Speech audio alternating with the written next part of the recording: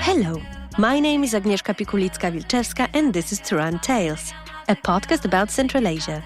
It delves into stories of people, politics, social change and more, and is part of my newsletter which you can support on Substack. Welcome and be my guest in the journey to Central Asia. Hi listeners. Today we'll be talking about one of the most important figures who shaped Central Asia following the collapse of the Soviet Union, Nursultan Nazarbayev, the former president of Kazakhstan. Born in 1940, Nazarbayev served as Kazakhstan's first president from 1991 until 2019, when he stepped down and transferred power to Kassym-Jomart Tokayev, then chairman of the Senate and now the current president. Like all Central Asian leaders, Nazarbayev left behind a mixed legacy. While he sought to be remembered as the leader of the nation, Elbasy, and the founding father of modern Kazakhstan, many continue to associate him with autocratic rule and widespread corruption.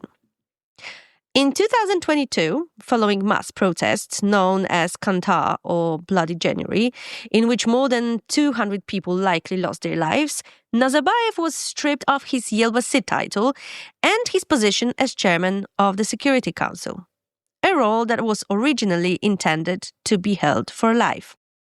To discuss Nursultan Nazarbayev, his presidency and his legacy, we'll be joined by Joanna Lillis, a Kazakhstan-based journalist with 2 decades of experience reporting from Central Asia.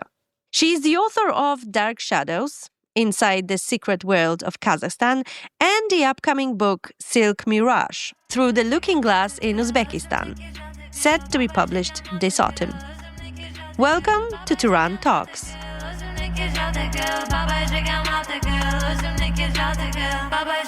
Hi, Agnieszka. Very nice to talk to you finally. Thank you for the invitation. Today we will talk about, obviously, Kazakhstan and Nursultan Nazarbayev. So also a topic that was, a person that was featured prominently in your first book, Dark Shadows. So have you ever met Nursultan Nazarbayev or have you ever seen him in person? I've never met Nazarbayev personally. I did once submit a request to interview him, but it wasn't granted. I've seen him in person on quite a few occasions at various, events and functions. Official kind of events. In Akodar, that was his presidential palace, or the Kazakh presidential palace. When he was hosting foreign delegations, for example, I remember going to an event, probably would have been around 2008 or so, was probably the first time I saw him in person. When he was, I think he had a Russian delegation present, so I saw him kind of in action, the way that he operates, all his charisma at that time, you might say, and his and also I've seen him at domestic events too. The last time I saw him in person would have been when he was handing over power to President Tokayev, actually, in 2019, when they had some kind of official, or a little after, when they had an official handover, I think, of the leadership of the ruling party, and that was quite a big event, and he was there in person. So that I've seen him on a few occasions, but never been able to actually meet him on a kind of one-on-one. But you managed to watch him actually for 14 years, right? Because you moved to Kazakhstan in 2005. So when you look back at this time and his rule, how would you summarize his legacy? What did he leave behind? Well, that is a very tough question, actually, because I think it's fair to say his legacy is mixed, and that's what first springs to mind. You're right in saying that I did observe him, in action, for 14 years since I was living here, and even before that, I was working in Uzbekistan and also working on Kazakhstan some of the time, and so for about 20 years probably, I was. When he was president, I was, doing various reporting or various other things related to Kazakhstan. So it was a long time to observe him and to kind of try and understand, I suppose, what he was doing, what he was trying to do, what made him tick even. But of course, it's hard to penetrate a leader in that way in a sort of authoritarian country when your access is a bit restricted. His legacy, I think it's really, really very mixed. I mean, for many of the earlier years when I was living here reporting on Nazarbayev, he was really, really popular. I mean, you have to remember that I moved to Kazakhstan in the middle of its oil boom of the 2000s, when the economy was kind of in double-digit growth.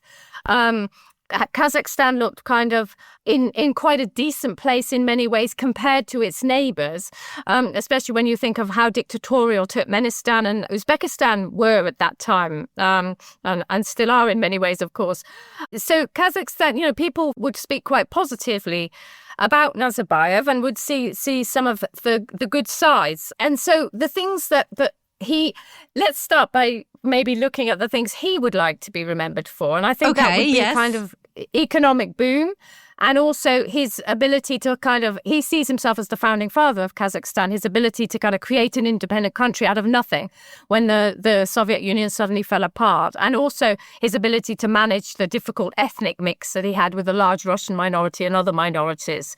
So I think he is remembered for those things in many ways, but his reputation is severely tarnished by not only by his political repressions and repressions of journalists and civil society activists and opposition politicians, but also by the bloody January violence that broke out in 2022, which kind of, although he wasn't in power as president at that time, it's seen in Kazakhstan as a bit of a culmination of of his rule, 30 odd years of his rule, and it caused the death of 238 people. So I think his legacy is very mixed in Kazakhstan, and some people do still see positives, but he's not remembered as fondly as he would like to be, I think.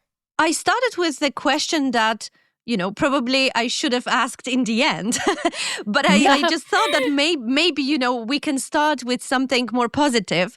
But I guess obviously his legacy is very mixed. So let's start from the beginning now. How it happened that he came to power? What was his trajectory and what kind of character features helped him to get this far? Nazarbayev came to power after forging a political career in the Soviet Union. So obviously he forged his career when the Soviet Union was still going, He was born in 1940, so he was already, what would he have been when the Soviet Union collapsed? He was 50-odd. So he forged his career he started out working in the mining sector in Kazakhstan. So he worked at the Temirtau metallurgy plant in Temirtau in the industrial region of Kazakhstan. After actually studying at a technical college in Ukraine, and so he forged his career at that metallurgy plant, and he started out as a blast furnace operator, and then he sort of went into the Communist Party structures. Initially, we've got to remember that at that time, Communist Party structures were in the workplace just as they were in universities and schools and so on. So he started working in the Komsomol, the Young Communists, because the Young Communists were for, not just students, but also younger people in the workplace. And eventually he actually gave up the actual job he had, the technical job, and became a full-time kind of functionary for the Communist Party. And that's how he built his career. And it kind of sounds maybe a bit odd now that, 30 odd years has gone by since the collapse of the Soviet Union. But at that time, you've got to remember that the kind of the Soviet state, the communist state, idealized the kind of the worker and the peasant. So Nazarbayev was a worker. He started out as a worker, and that stood him in good stead. And clearly, his personal attributes also helped. I think he obviously had a lot of drive. I mean, I remember in one interview or in his memoirs, I forget which exactly, but he sort of said that he became a communist because it was the way to get ahead. And he said something like, if the way to get ahead had been to become a Buddhist, I would have become a Buddhist. So what he meant was he's very ambitious from a young age. From there, he went into local party politics, and then he ended up, rising quite rapidly, and ended up as the sort of chairman of the Council of Ministers of Kazakhstan. So that's the kind of Kazakh government, the autonomous government. We have to remember, it seems a long time ago now, but all the Soviet republics had their own autonomous government, autonomous to a degree. So he was the head of that government. And it was from there that in 1989 he was appointed to the real top job in the Republic of Kazakhstan, the Soviet Republic, and became the first secretary. So that's the Communist Party first secretary. That means he's the leader of the entire republic. And I think it's his drive, and you've got to credit him with that he had obviously a lot of drive, a lot of ambition. I think it's easy to forget now when you sort of look at him now, and also you remember his tarnished legacy. But he also had a lot of charisma. He was clearly personable and able to forge the kind of connections you need to get ahead in politics in any country. He also must have had a certain cutthroat element to him because, getting ahead in the Soviet Union, you had to be pretty ruthless. I mean, you do often to get ahead in politics anywhere. So that's where he came from. And of course, when he was the head of Kazakhstan, when the Soviet Union collapsed, that just propelled him immediately into the leadership of Kazakhstan. He was the de facto leader. When the Soviet Union fell apart, he found himself kind of the president of an independent country just by virtue of being in the position at that time. So that's how he came to power. And we know that after the Soviet Union collapsed, obviously the countries that came out of it had to basically build their identities and the state from scratch. So what was Nazarbayev's plan for Kazakhstan? How did he imagine the future Kazakhstan? Because as I look at it, I kind of have a feeling that he was, maybe we can say, even much more ambitious than some of the other leaders in Central Asia. I'm talking about Astana, for example, the fact that he decided to build a new capital from scratch. So if you could think about like his plan for Kazakhstan, what did he want the country to become? What was his plan? That's a good question. And you're absolutely right that he clearly showed himself to have a vision in a way that maybe some of the other former Soviet leaders in Central Asia and beyond didn't. He obviously felt he was presented with an enormous challenge because he once described the feeling when the Soviet Union collapsed as being like Kazakhstan was kind of left like the shard of a broken plate, So this vision, this metaphor of kind of being broken and everything falling apart, and you're just left there, this broken piece of, China. And so he obviously was in shock, as were many people when the Soviet Union collapsed, because it was pretty unexpected. And he found himself confronting these enormous challenges in Kazakhstan. And I think, to give him his due, he did have vision, and he showed that vision. You mentioned Astana, yes. By creating this idea of having a whole new capital, it showed that he had ambition for the country, and he wanted to show it as something modern and forward-looking. In the 1990s, times were really, really tough for Kazakhstan. And, even then he was coming up with the idea of creating a new capital, which, of course, many people thought was an expensive folly, and many people still do. But you've got to admit that shows some vision. It shows that you want to show your country as stepping forward onto the world stage, actually. And you want to have something new to symbolize it. And that was a lot of what Astana was all about. His vision for his country was to have, he wanted to have an economically kind of successful country that was respected internationally, and that was stable, prosperous, and and also having all these different ethnic groups living together peacefully. That's the kind of vision I think he had. Politically, as most of the former Soviet leaders did, with probable exception of Turkmenistan and Uzbekistan, he experimented briefly with democracy, with having opposition. And in fact, Kazakhstan had opposition for many years under his rule, although it operated under intense pressure. But despite this brief experiment with kind of Western-style democratic ideas, he soon kind of realized that, he didn't want to pursue that. So politically, it was always going to remain authoritarian, but he wanted it to be economically liberal. And I think he did want it to be an economic success, and he did want to make people live better. And I think that was a driving force for him. Although, he presided over a lot of corruption and an oil boom that made a lot of people rich, and a rich-poor divide kind of growing all the time under his rule. But the vision he had as well, I think, it's also fair to say that it was embodied in Astana. I think looking at Astana, you can see that one of the models that he had for Kazakhstan was probably the Middle Eastern states, such as, the United Arab Emirates, Dubai. The look of Astana tells you that. He wanted something that he was very much in control of politically, but that his people could prosper, and that was, as I say, respected internationally. So I think that's the vision that he was driving at. Throughout his rule, although, of course, later on in his rule, his personal interests, his family, so many things went wrong. As we discussed, his legacy is mixed because of that. When we look at Astana, obviously, there is a lot of symbolism, right? There is a lot of futuristic vision, obviously, but there is also a lot of Kazakh culture and nomad traditions.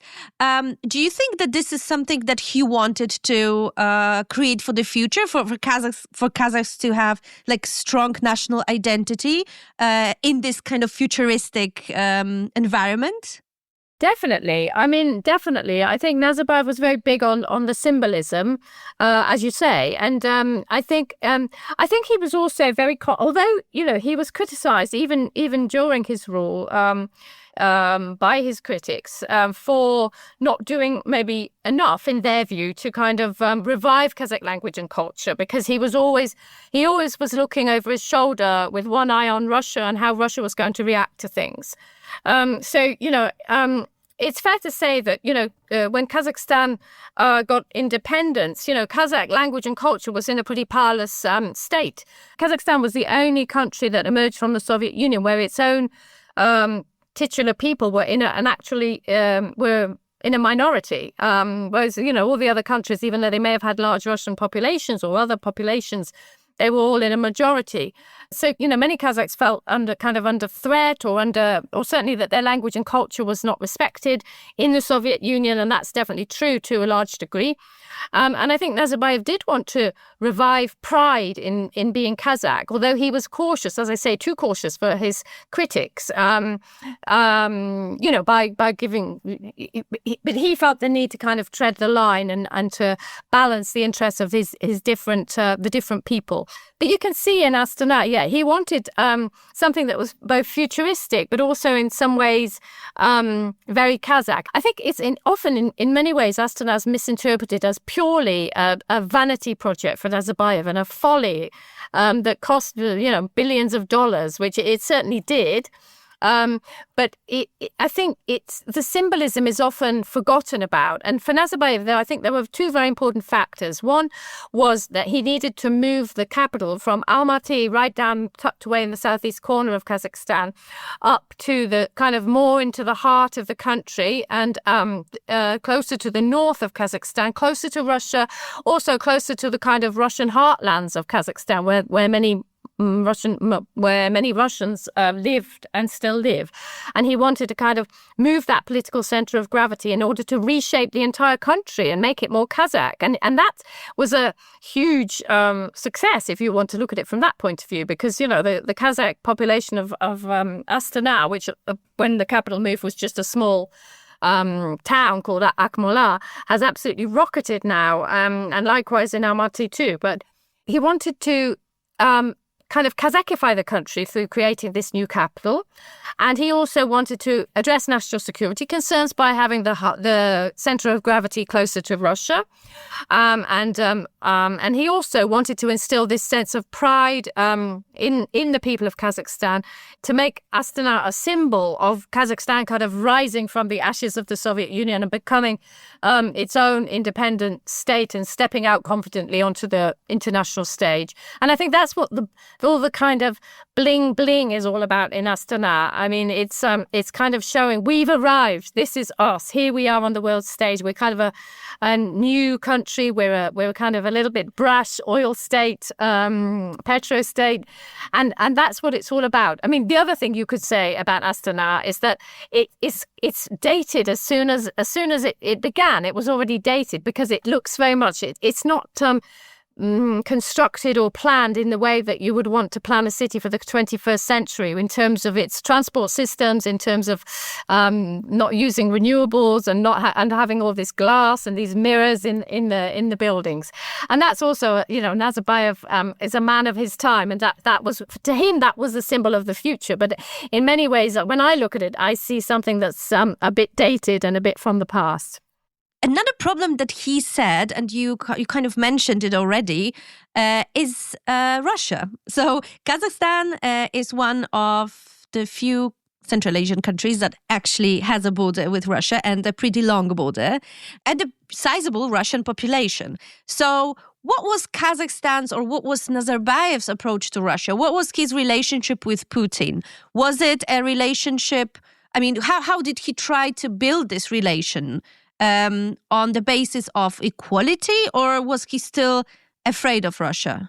Yeah, I mean, Russia really looms large over Kazakhstan's modern history and nowadays too, of course, because as you mentioned, it's got this enormous border with Russia, 7,600 kilometers. It's the longest contiguous land border in the world.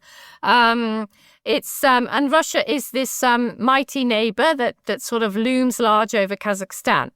And Nazarbayev was always very conscious of this as a fact, as a potential national security threat too. I think he was probably clear-eyed about that in the beginning, and his response to that was to make a friend out of Russia and out of Putin as well. I mean, in his memoir, actually published only a couple of years ago, he sort of goes out of his way to praise Putin, whereas, he kind of is quite critical of Putin's predecessor, Boris Yeltsin, as being kind of, he hints at him being kind of drunk and unprofessional.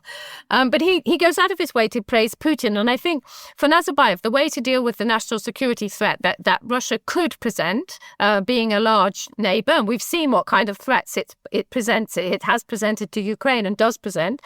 Nazarbayev's way of dealing with that was to not cross Russia, also at the same time to forge good relations with all other partners, try not to have any enemies. They call that their multi-vector foreign policy, and it's still valid today. It's still what they do today.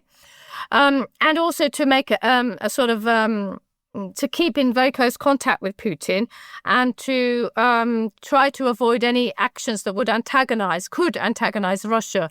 And that's one of the reasons why he was quite cautious in, say, promoting Kazakh language. He was always, because, sensitivities in Moscow about discrimination against Russian speakers, there's always high sensitivities. And these things have been cited by Putin as justification for his aggression in Ukraine. So it's obvious that, it's obvious that Nazarbayev watched all this, and even before, of course, but he watched how other states were dealing with Russia, and he decided basically not to prod the bear, to keep the bear sweet. And his way of doing that was to kind of have a lot of contacts with Putin. So there'd be several meetings a year, and he would keep in close contact with Putin, and he would not do anything that would antagonize Putin by, say, appearing to promote Kazakh over Russian. These are, sensitivities that are still ongoing in Kazakhstan and still ongoing in relation to Russia. Like I did mention, some people in Kazakhstan consider that Nazarbayev didn't do enough to promote Kazakh language and culture. And the reason that they're so very sensitive about that is because, Kazakh language and culture was under attack in the Soviet Union, it's fair to say. I mean, I think in Almaty in Soviet times, the biggest city, and the capital of the republic, there was only one or two Kazakh language schools in the whole city. And, it's also true that that Russian language was very much, in a way that wasn't true in other countries, was very much maybe stronger and people in Kazakhstan saw that some Kazakhs saw that as being at the expense of Kazakh. And we should go back again to that really important kind of historical fact that Kazakhs were the only people in the Soviet Union who entered independence when they were in a minority in their own country. Ethnic Russians were about equal in number. Kazakhstan's was slightly higher. Was slightly higher, but both groups made up about 40% each, and then there were the other minorities making up the other 20%.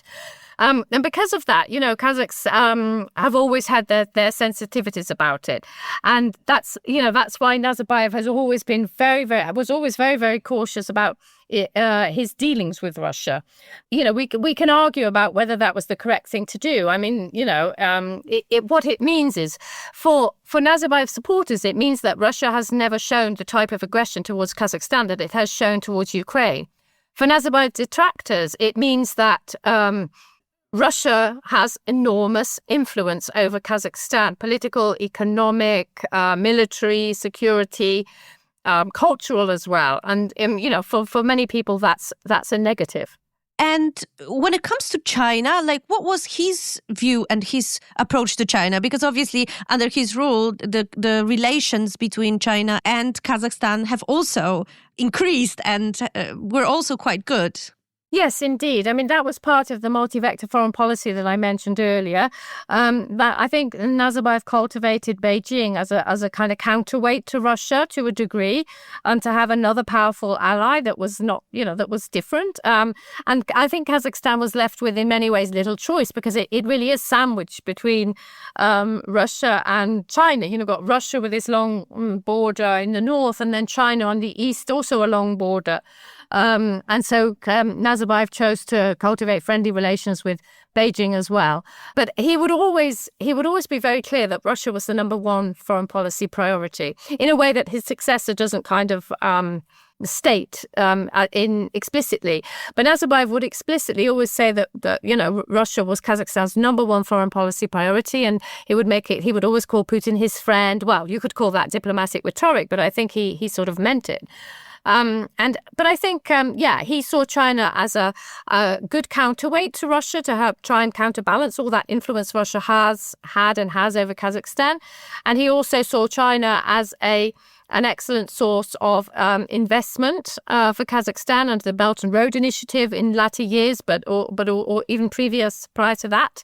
A good source of investment, a good economic partner, a partner that has deep pockets and is quite generous, and also is less demanding than Russia, because Russia kind of really demands of Kazakhstan and its other Central Asian allies. It kind of demands loyalty, and of course Beijing also demands loyalty, and they sort of tacitly, let's say, demand that Kazakhstan doesn't make statements about treatment of Muslim minorities in Xinjiang and so on.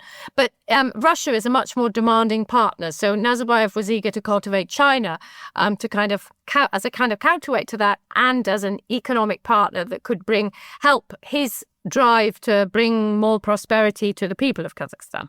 And how did he see himself as a Central Asian leader? So did he compete with the other Central Asian leaders, or on the other hand, maybe he saw himself as the kind of the leader of Central Asia, because Kazakhstan was clearly the most prosperous Central Asian country? Yeah, I mean, he definitely saw himself as the leader of Central Asia. But at the same time, he also competed specifically with Islam Karimov of Uzbekistan. I mean, in journalistic circles, it was, obviously common knowledge that they both saw themselves as the leaders, and they were in a way rivals, although they were also allies. And Nazarbayev, in his memoirs, he kind of notes that Karimov was a bit of a difficult character. He doesn't criticize him as such, but he notes that he was a difficult character, and I think that's a bit of a nod to their at times prickly relationship.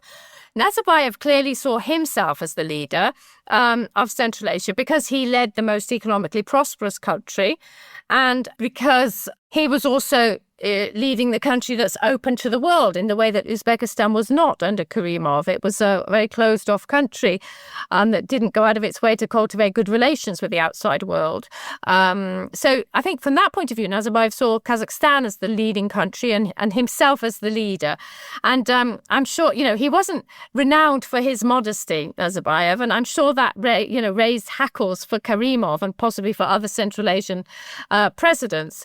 But at the same time, he also saw himself as a driver of Central Asian integration, and he was very much behind efforts in the 90s to try and unite Central Asia with the Central Asian Cooperation Organization that ultimately he had some kind of vision that it could be like the European Union in the end, that it could transition into a Central Asian Union. I mean, that never happened because Russia got involved and eventually applied to be a member, which was obviously a nonsense and basically made the Central Asian this body of Central Asian states kind of fall apart in the end. But Nazarbayev saw himself as this driver. He saw himself as the leading country, himself as the leading president, and he definitely believed himself to be the leader. And it's true that that say foreign partners would always deal more with Kazakhstan than with other countries, and that was that was by virtue of Nazarbayev being open to that. And, Karimov of Uzbekistan was not so open to that. So Kazakhstan de facto became more of a partner to cultivate for, say, Western countries and other countries too. And we talk about modesty.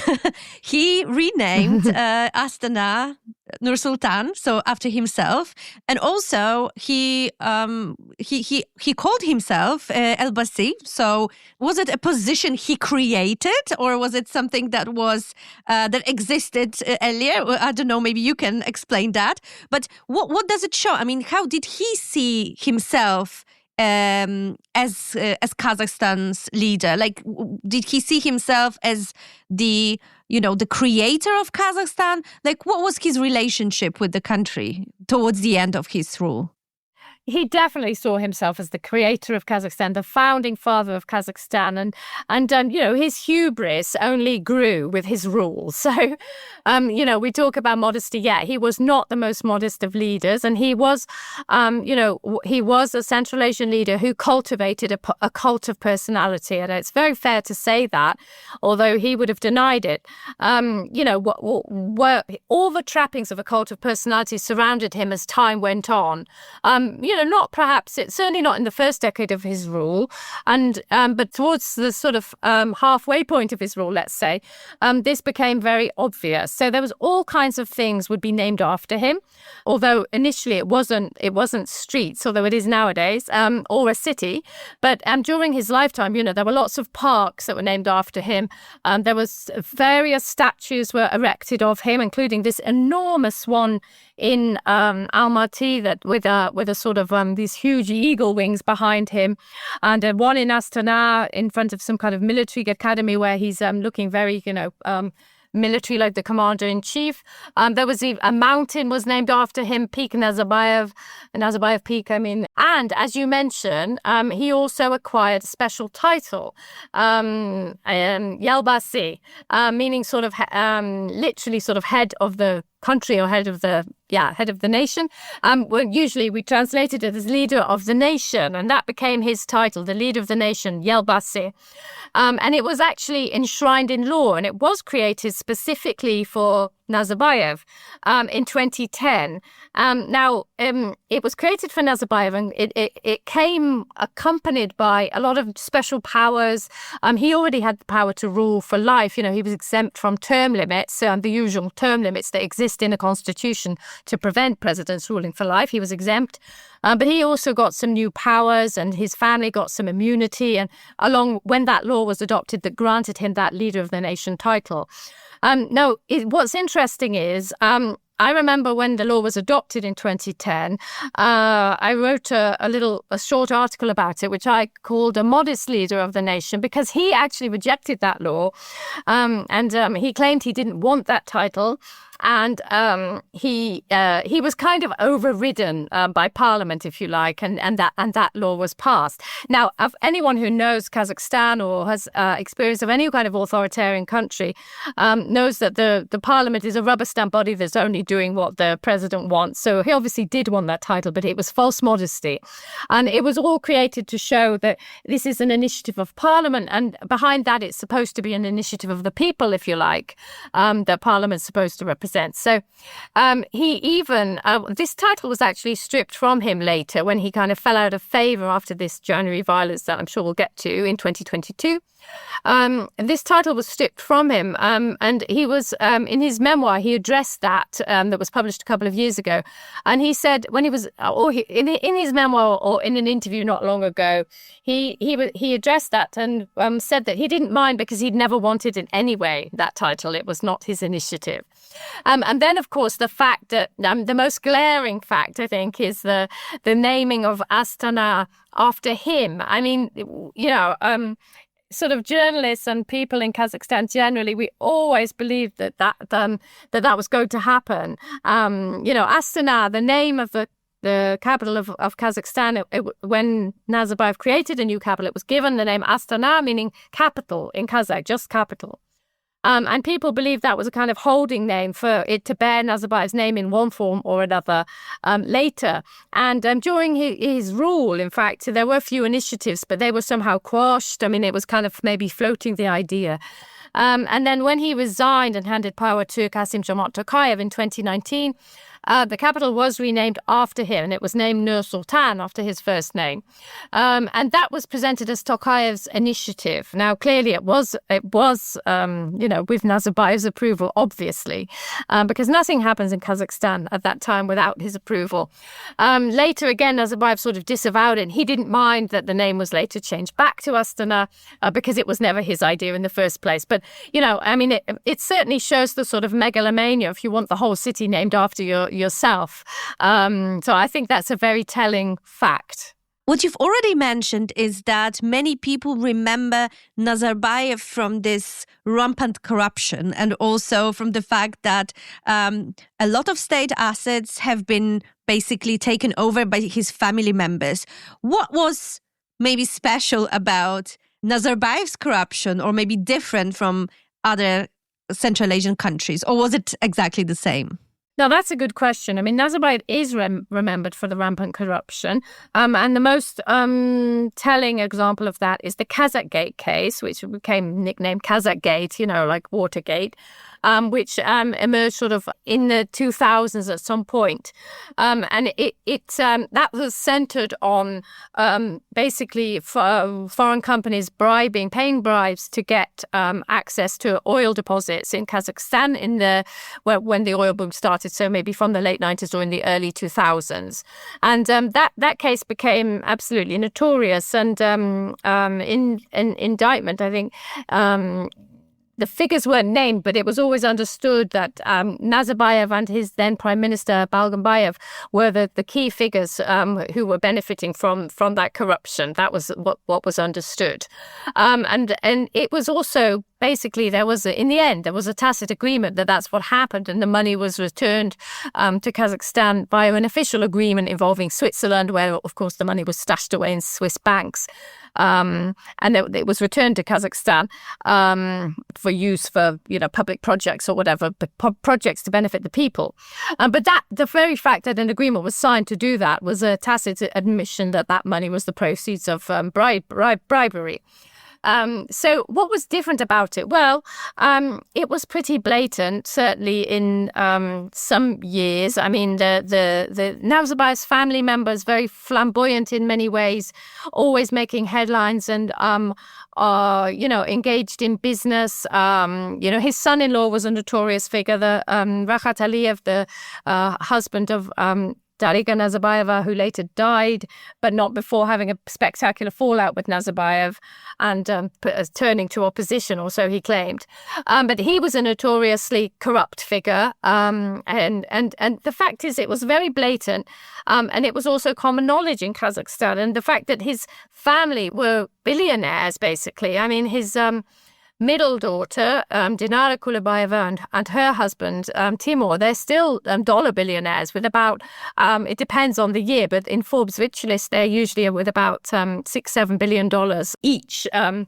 To their names. Now, we can't say that's necessarily corruption. Nazarbayev always said that his family members did well because they were talented business people. But all of his family members, certainly all of his children, were millionaires or billionaires, and people became very resentful about that. So I suppose whether it was more blatant, it probably wasn't more blatant than, say, Gulnara Karimova's corruption in Uzbekistan, president's daughter, at that time. But it was certainly very blatant. It was common knowledge, and I think the fact that the oil wealth meant there was so much money sloshing around in Kazakhstan. I think that was something that fed corruption and made it also rather specific to more unusual or different to the other Central Asian states. Of course, I would like to talk about so many different aspects of his rule, but unfortunately we don't have as much time. So I will try to focus on a few last things that I find quite relevant and quite important. So one of the things that we can say about Nazarbayev or Nazarbayev's rule is that in the context of Central Asia, he was seen by other leaders and by other people in Central Asia as a leader who can keep order. I'm sure that you had those conversations with Central Asian officials too, that Kyrgyzstan, for example, was always seen as this country that is not necessarily serious, that cannot really deal, with the chaos that is taking over. And Nazarbayev, on the other hand, was seen as somebody who can keep this order and is doing it very often using very harsh means, let's put it this way. So there were a couple of revolutions, maybe it's too much of a word, but a couple of big protests that were brutally crushed by Nazarbayev. And do you think that he saw himself and wanted to see himself as this kind of maybe ruthless, but a leader who keeps order? Do you think that this was part of his identity as a leader? It was definitely part of his identity as a leader. Because, he's one of his buzzwords was stability.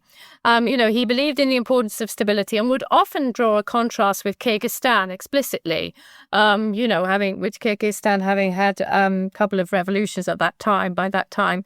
So he definitely saw that as an important factor. Now, he saw it as a crucial factor, I would say, as the underpinning of the state. He didn't want chaos, and that's understandable too. Who wants chaos in their own country? I think in the early 2000s there were these coloured revolutions in different parts of the Soviet Union, the former Soviet Union, in Ukraine, there was the Orange Revolution, in Georgia the Rose Revolution, and then in Kyrgyzstan in 2005 the Tulip Revolution, what were called coloured revolutions. And that gave him a real shock, a real wake-up call to see these kind of leaders who appeared in some ways anyway, most cases, to be sort of strong, to see them toppled by their people. And that made him a lot more autocratic and a lot more unwilling, a lot less willing to tolerate any kind of public protest. And that was a very characteristic of Nazarbayev's Kazakhstan after a certain time, that, public protests were so clamped down on, and they still are, even one person with holding a placard or just standing there would be arrested because he's actually terrified of the people toppling him. He was terrified of that kind of, something breaking out. And that suggests to me that deep down, he was more insecure perhaps than he claimed to be, maybe subconsciously. He always, acted as if he believed all the people loved him. And he, that's the way he talked, or his officials talked anyway. But in actual fact, how he was obviously afraid of being that deep down that there were potential threats to his power, and that if any protest started, that it could snowball. And indeed, we saw that in 2022. And that led to him being very harsh towards with his attitude towards protests. And one of the turning points of his regime, of his rule, for me, and I think for everybody, including himself, was in 2011 when a mishandled oil strike in Western Kazakhstan got very out of hand and ended up with, former oil workers who'd been fired because of their strike being shot dead by the security forces when they were protesting in the town of Zhangozhen. And that was a sign of how far Nazarbayev was prepared to go to crush, dissent, protest, and so on.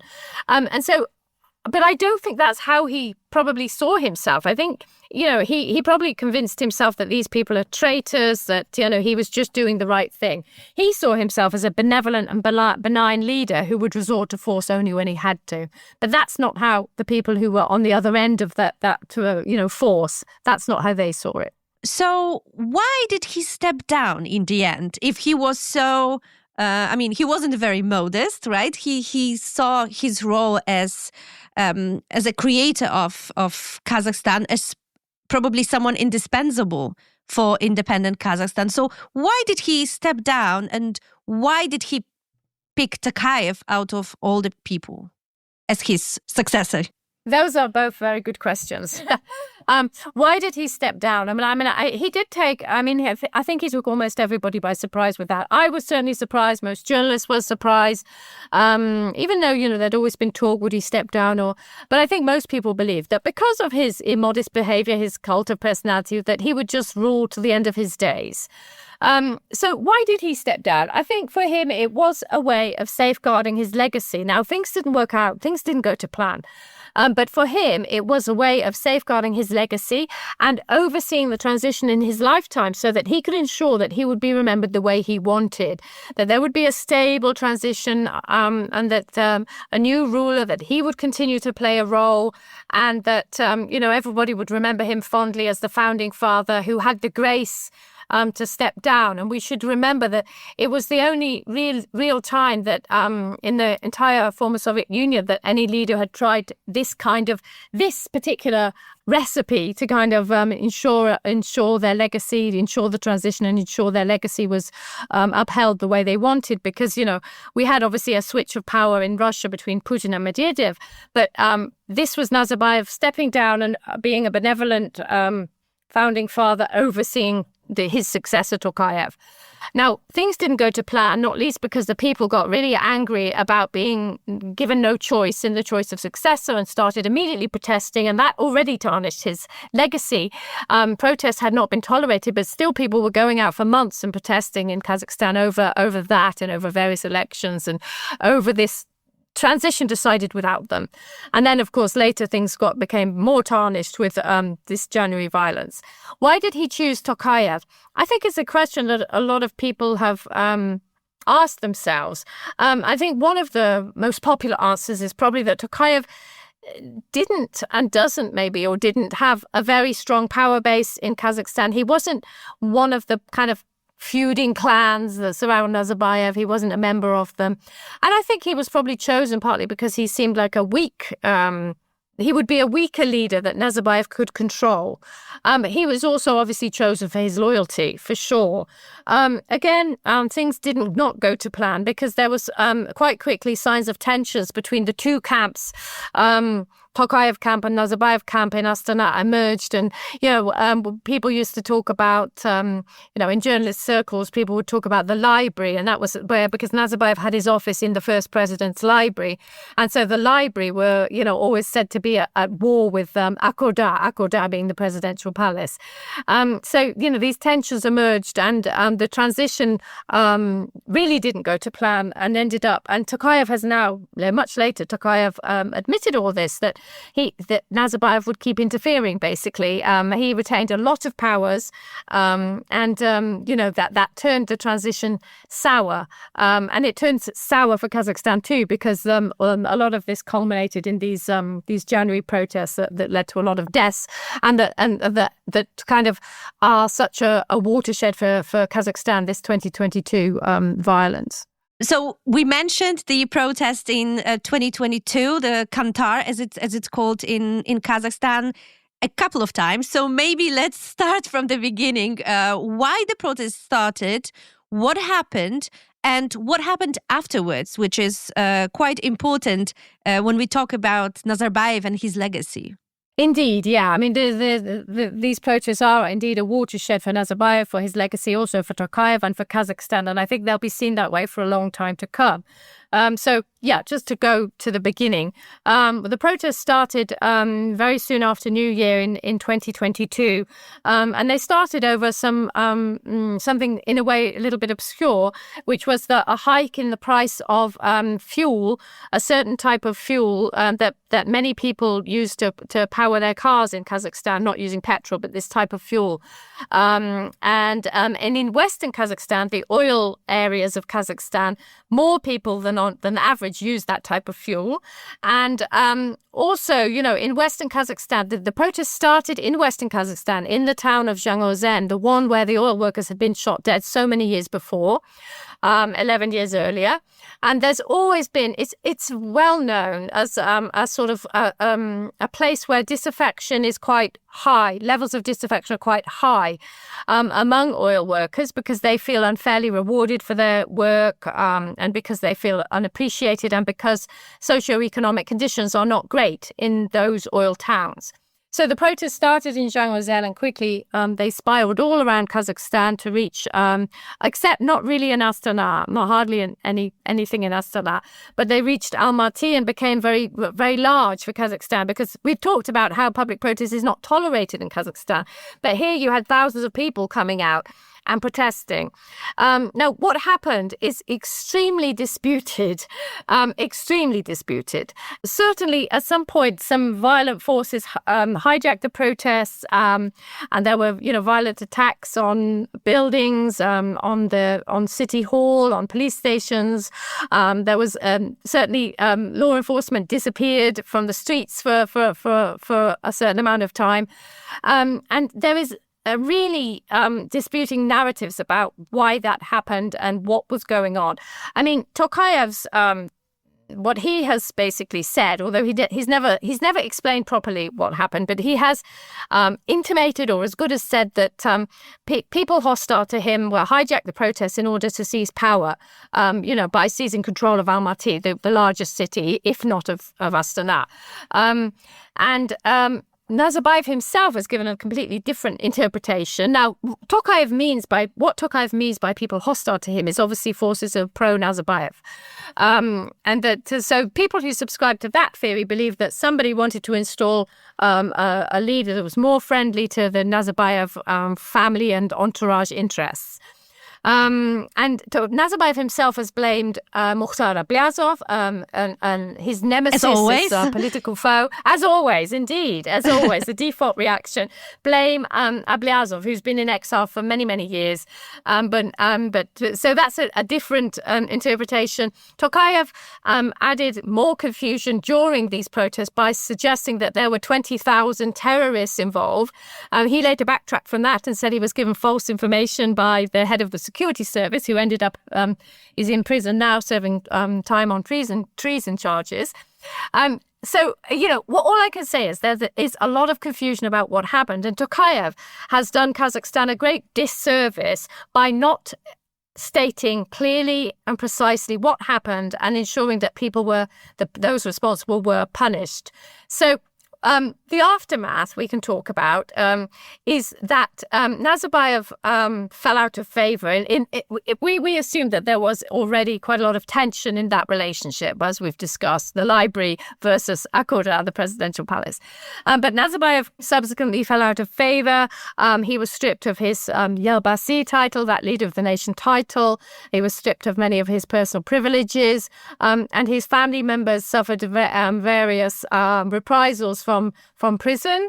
Some of them went to prison, to having some of their business assets stripped and given to the state, returned to the state.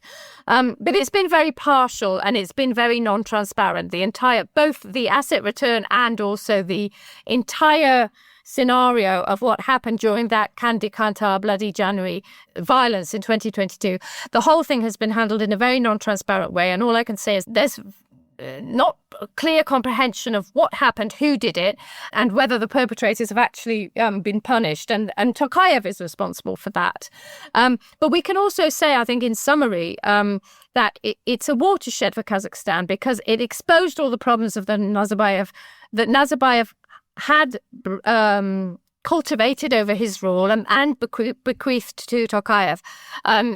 We're talking about the things that the protesters were mentioning from the outset were included, as well as the fuel price hike. It developed into something much wider, and people were complaining about the lack of political freedoms and about socio-economic problems generally, about rich-poor divide, about corruption.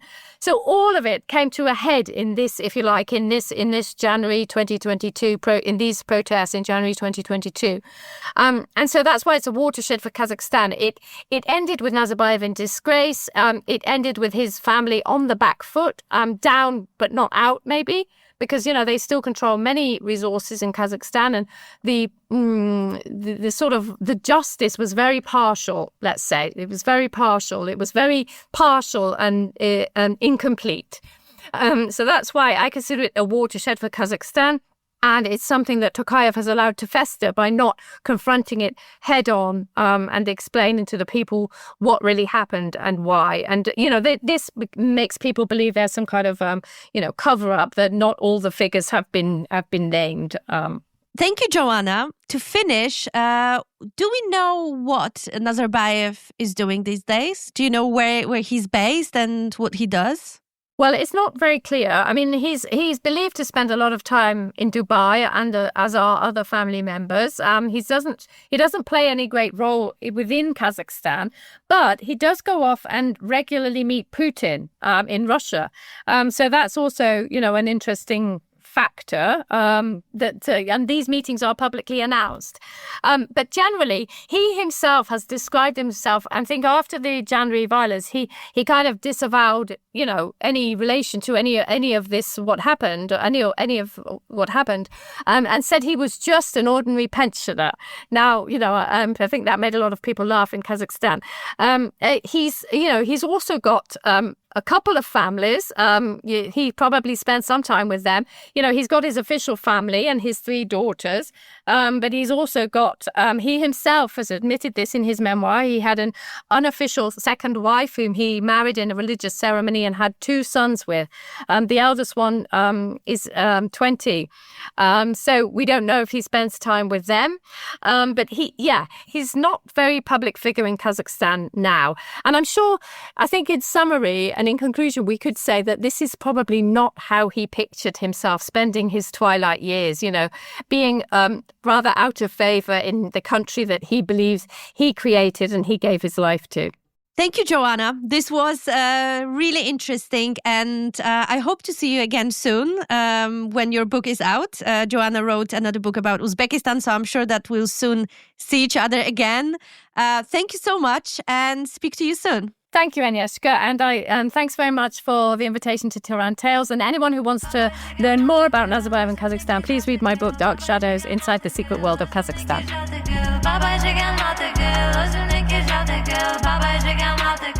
That's it for today. Thank you for listening, and please subscribe to Tehran Tales on Substack. I look forward to meeting you there and on my newsletter's social media.